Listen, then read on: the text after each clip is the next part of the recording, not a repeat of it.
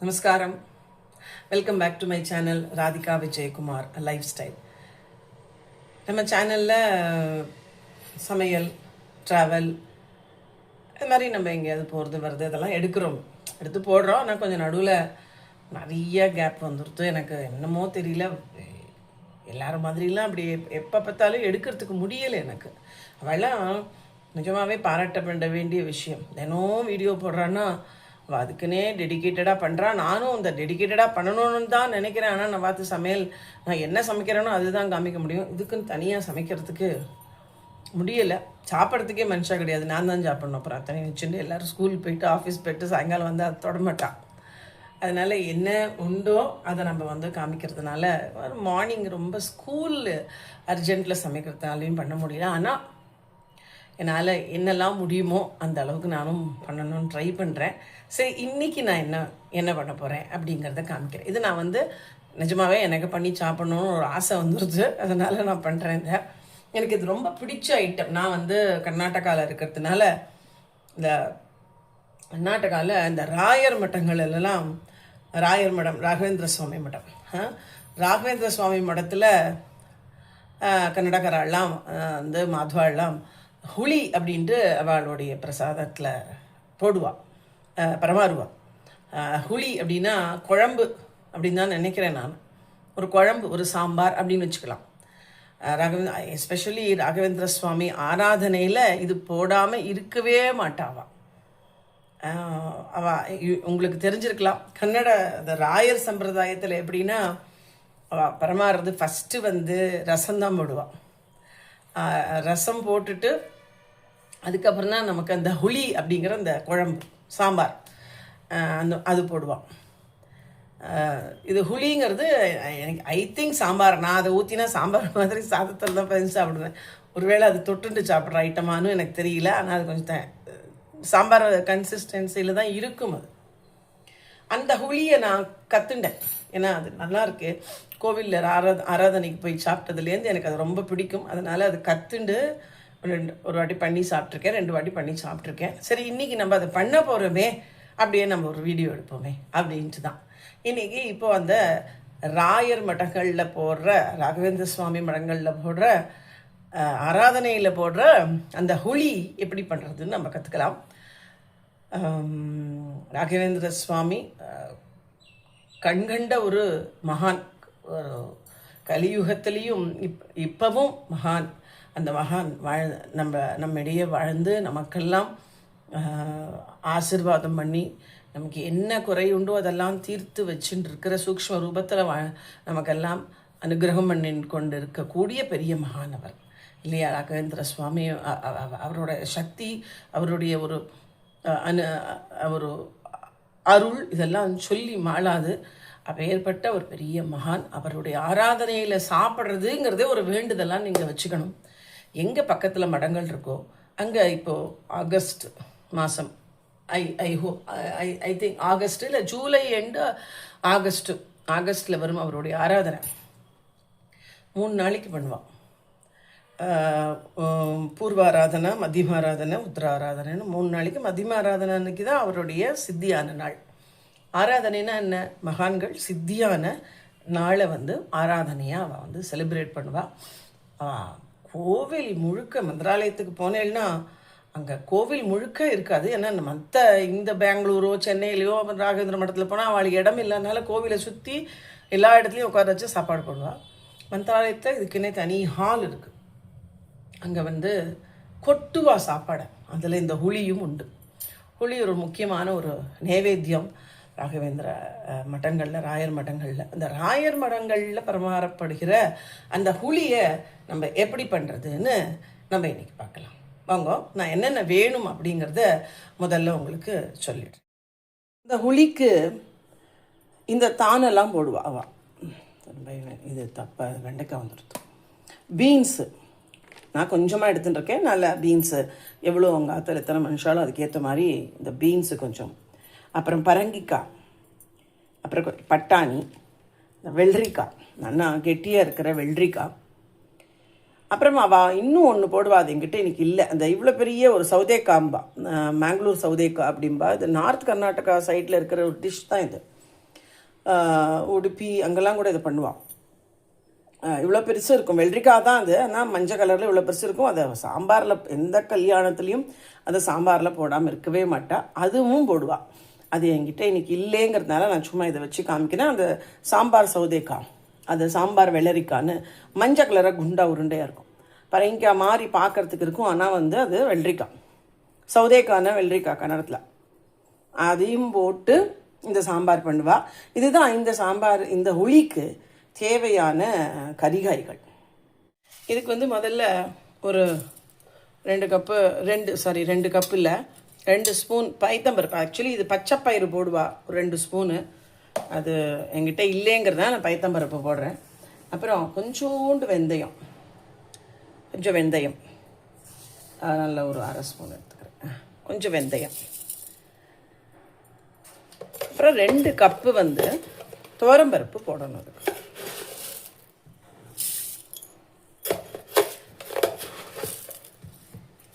சாம்பாருக்கு ஏற்ற மாதிரி போட்டுக்கோங்களேன் நீங்கள், அவ்வளோதான். நீங்கள் எவ்வளோ வைக்க போகிறீங்களோ அதுக்கேற்ற மாதிரி போட்டுக்கணும். அப்புறம் கொஞ்சோண்டு மஞ்சப்பொடி போடணும். இதெல்லாம் போட்டுக்கணும். என்ன போட்டோம்? துவரம்பருப்பு 2 கப்பு, ஒரு 2 ஸ்பூனு பைத்தம்பருப்பு இல்லைன்னா பச்சைப்பயிறு, 1 ஸ்பூனு வெந்தயம், கொஞ்சம் மஞ்சப்பொடி போட்டு இதை குக்கரில் வேண்டிய அளவு தண்ணி ஊற்றி இதில் குக்கரில் இதை முதல்ல வேக வச்சுக்கணும். ஆனால் அதோடு சேர்த்து கரிகாய்களையும் வேக வச்சுக்கணும். நான் அதை கரிகாயில் போடும்போது இப்போ காமிக்கிறேன். இப்போ இதுக்கு அந்த காய்கறிகள்லாம் சொன்னேன் இல்லையா, அது நறுக்கின்ட்டேன். பரங்கிக்காய், வெள்ளரிக்காய், பீன்ஸு, அப்புறம் பட்டாணி, இதெல்லாம் நம்ம போட போகிறோம். இங்கே பட்டாணி இங்கே இருக்குது, அதை எடுத்து வச்சுக்கிறேன். அதெல்லாம் போட போகிறோம். பீன்ஸை இப்படி நறுக்கியிருக்கேன் பாருங்க, நீளமாக அப்படியே போட்டுற வேண்டியதான். அப்புறம் வெள்ளரிக்காவை நான் இப்படி நறுக்கியிருக்கேன். கொஞ்சம் நீர் இல்லாத கெட்டி வெள்ளரிக்காய், அந்த நீர் வெள்ளரிக்காய் வேண்டாம். இந்த ஆஸ்திரேலியன் குக்கும்பரும்பால் அந்த வெள்ளரிக்காய் அந்த மாதிரி வெள்ளரிக்காய் போடணும். அப்புறம் பரங்கிக்காய் நான் அப்படி தோலோடையே தான் நான் வெட்டி போட்டிருக்கேன். ஆராதனையெல்லாம் இன்னும் குண்டாக காய் போட்டிருப்பா. ரொம்ப நேரம் அந்த காயை சாப்பிட்றதுக்கு சுட அந்த காயை போடுவாவா.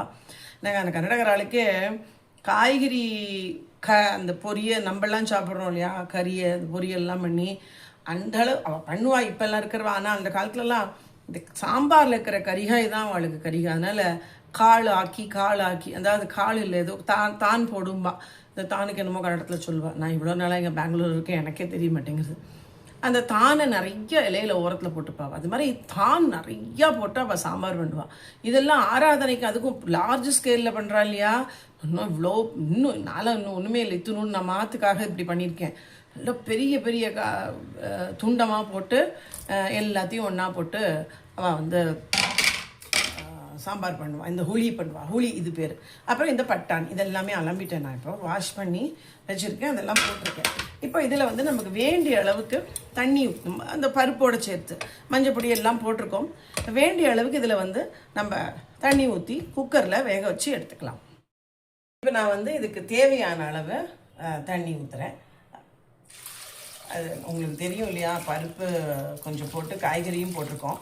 அதனால் ஓரளவுக்கு, ரொம்ப வேண்டாம். ஏன்னா அது அப்படியே தான் சாம்பாராக நம்ம கொட்டிக்க போகிறோம்.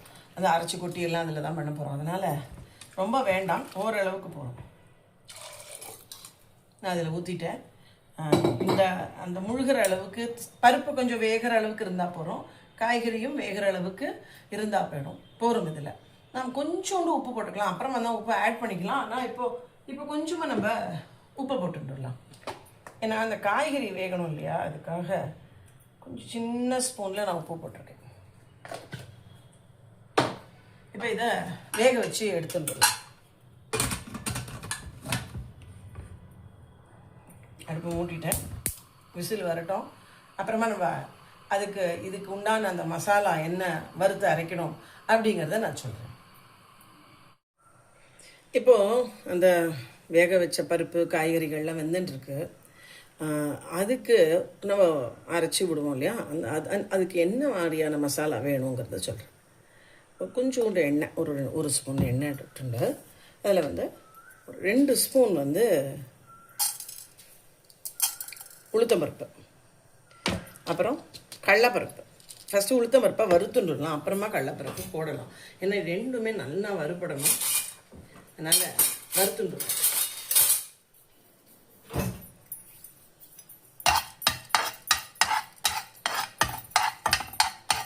நல்லா வறுபடட்டும். இது ஓரளவுக்கு வறுபட்ட உடனே ஒரு 2 ஸ்பூன் கடலைப்பருப்பு அதையும் சேர்த்து நல்லா வறுக்கணும். அது ரெண்டுமே நல்லா செவக்கணும். அதாவது ரொம்ப தீயவும் கூடாது, ஆனால் நல்லா செவக்கணும். அதில் தான் டேஸ்ட்டு. இது நல்லா வறுக்கணும். நல்லா செவந்துண்டு வருது.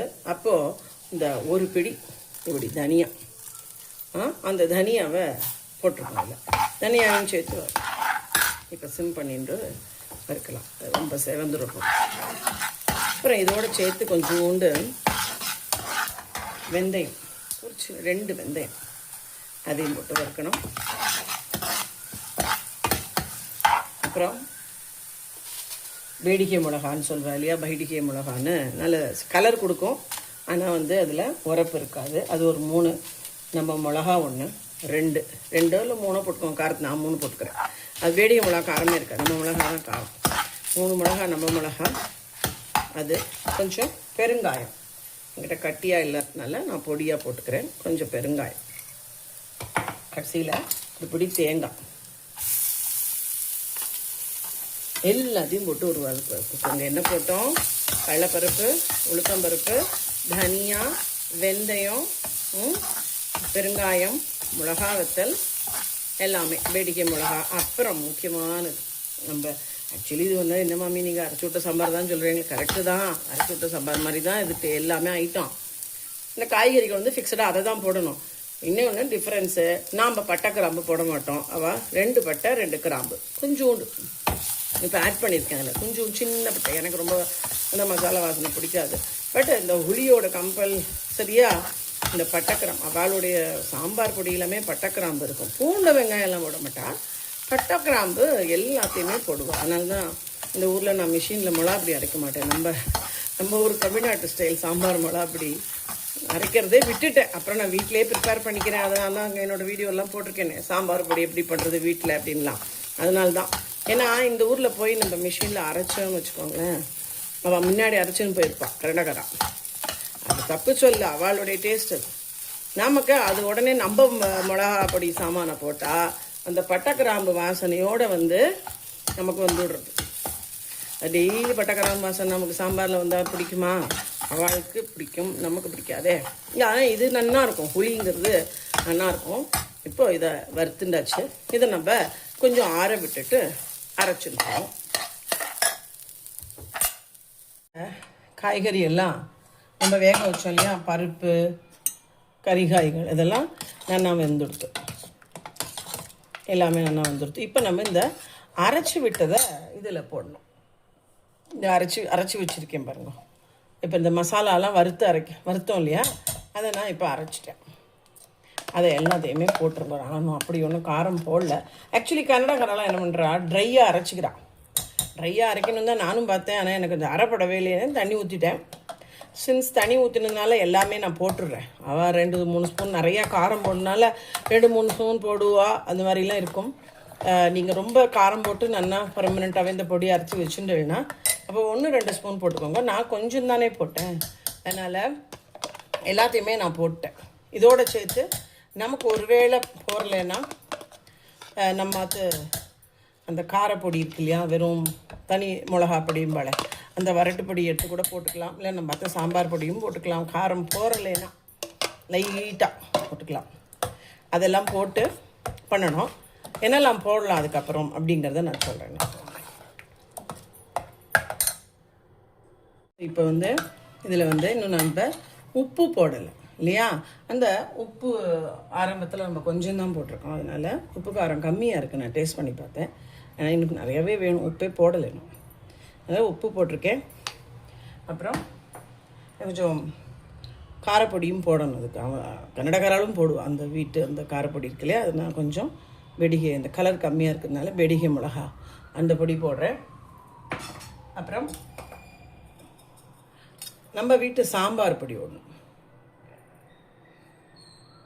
அந்த சாம்பார் பொடி ஒன்று கொஞ்சமாக போட்டுருங்க, வேணுங்கிறவா போட்டுக்கோங்க. அதுவே காரம் சரியாக இருந்ததுன்னா விட்டுருங்க. எனக்கு கொஞ்சம் காரம் நான் ஏன்னா கம்மியாக தான் பயந்துன்னு போட்டேன் அதுக்காக. அப்புறம் ரொம்ப முக்கியம், இந்த கர்நாடகா, அதுவும் நார்த் கர்நாடகா மாத்வா சமையல் அப்படின்னாலே கர்நாடகாவே வெல்லம் தானே.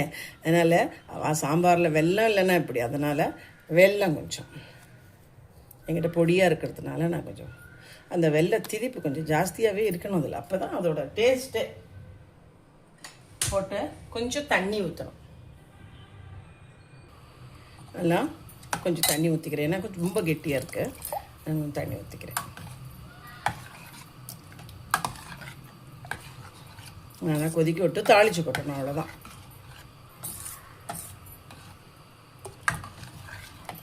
நல்லா கெட்டியாக தான் இருக்கும் அவளை. இந்த புளி நல்லா கெட்டியாக தான் இருக்கும். தாளித்து கொட்டணும்.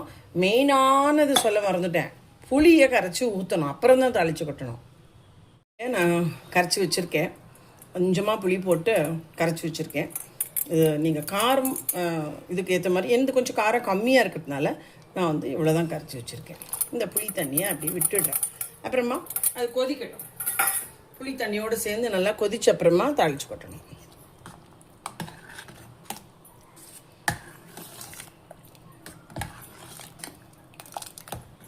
நல்லா புளி அப்படின்ட்டு இது ஊற்றுவா, ரெண்டாவது ஐட்டமாக வரும் இது. ஃபஸ்ட்டு ரசம் எல்லாம் போட்டுருவா, காய்கறி எல்லாமே போட்டு ரசம் ஊற்றிட்டு அப்புறம் தான் சாம்பார். புளி புளி புளி புளி புளி உளிகண்ணான்னு குழம்புக்கு சாதம் அப்படின்னு போட்டு அப்புறமா இந்த புளியை ஊற்றுவா.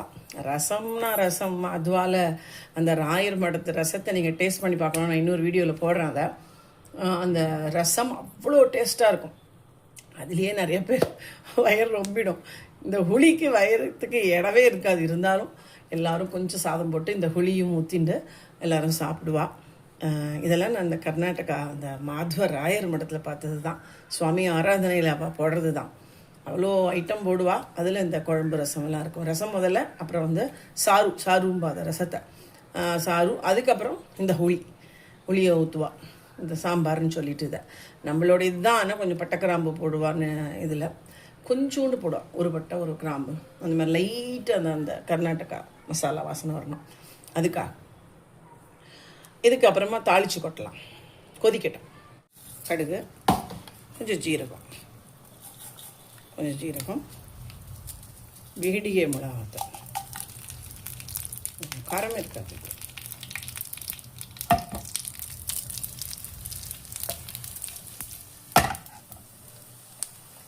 கொஞ்சம் பெருங்காயம், கருவேப்பிலை அதையும் போட்டுடலாம். கருவேப்பிலை கொஞ்சம் வெடிக்கட்டும்.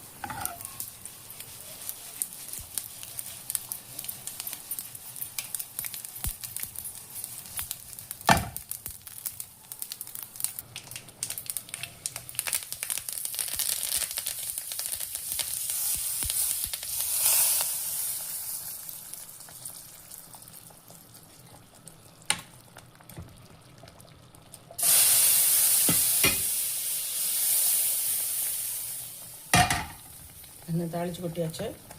தாளித்து கொட்டின அப்புறமா ரொம்ப வாசனையாக இருக்குது. அது அவ்வளோதான். கொதிச்சாச்சு. நான் புளி கரைச்சி விட்டு உப்பையும் போட்டு மிளகாப்பொடி போட்டு எல்லாம் பண்ணியாச்சு. இதில் மேலாக கொஞ்சம் கொத்தமல்லி போட்டு இறக்க வேண்டியது தான். இதோ உங்களுடைய கர்நாடகா ராயர் மட்டத்தோட புளி. இதுதான் புளி. அதில் திதிப்பாகவும் இருக்கும். சாத்துக்கும் பயஞ்சு சாப்பிட்லாம், தொட்டுண்டு சாப்பிட்டுடலாம், தாத்தத்துக்கும் பயஞ்சு சாப்பிட்லாம், எல்லாம் பண்ணலாம். இது வந்து சுவாமி கோவிலில் மடத்தில் போடுற ஒரு சாம்பார்னே சொல்லலாமே. புளிங்கிறாங்க. சாம்பார் ரெடி. புளி ரெடி. எப்படி டேஸ்ட் பண்ணி பார்க்குறேன். ஏன்னா நான் இன்னும் சாதத்தோடு சாப்பிட்ணும். இன்னும் நான் சாப்பிட சட்டெல்லாம் போட்டுக்கல, சாமி நைவேத்தியம் பண்ணணும். அதனால் ரொம்ப நல்லா இருக்குது, சூப்பராக இருக்குது. நீங்களும் பண்ணி பாருங்கோ. கர்நாடகா ராயர் மட்டத்து ஹுளி அப்படின்னு சொல்லக்கூடிய ஒரு சாம்பார் குழம்பு எப்படி வேணால் நம்ம தமிழில் சொல்லிக்கலாம் அதை. இது ஒரு விதமான டேஸ்ட்டாக, ஆனால் நமக்கு பிடிச்ச மாதிரி நம்ம சாம்பார் மாதிரியே தான் இருக்குது. கொஞ்சம் அந்த திதிப்பு அது இருக்கணும், அது இருந்தால் தான் அதுக்கு அதோட அந்த அந்த ராயர் மட்டத்து சாம்பார் ஹுளியோட ஒரு அடையாளம். ஸோ பண்ணி பாருங்கோ, எப்படி இருந்தது அப்படின்னு சொல்லுங்கோ. இது உங்களுக்கு பிடிச்சிருக்கும் அப்படின்னு நான் நினைக்கிறேன். இன்னும் ஒரு இன்ட்ரெஸ்டிங்கான ஒரு ரெசிபியோ ஒரு ட்ராவலோ ஒரு நல்ல வீடியோவோடு உங்களை நான் சந்திக்கிறேன். நன்றி, வணக்கம்.